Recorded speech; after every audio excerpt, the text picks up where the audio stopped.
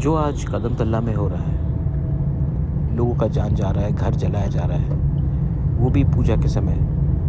यही चीज़ थोड़े दिन पहले गणतंत्र समय हुआ, रानीर बाज़ार में हुआ। मुझे लगता है कि ये जो किया जा रहा है, ये इसके पीछे किसी न किसी का हाथ है।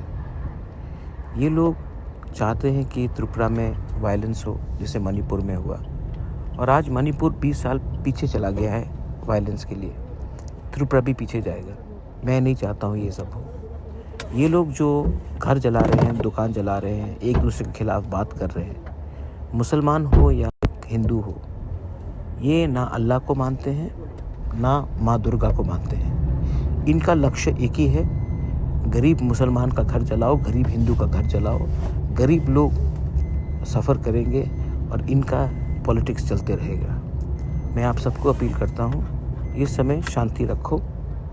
इसके पीछे जो भी है, इनको सक्सेसफुल होने नहीं दो। मैं इसके नीचे जाकर पकड़ना चाहता हूँ कि इसके पीछे कौन ये शैतान है जो हमारे राज्य को बर्बाद करने के पीछे पड़ा है। ये बहुत गहरा चाल है, इसमें मत गिरो, इमोशन को कंट्रोल में रखो और इसका जवाब हमें सोच समझ के असली लीडर को पकड़ना है जो इसके पीछे है। और वो असली लीडर ना भगवान को मानता है, ना अल्लाह को मानता है। ये मेरा मैसेज सबको है।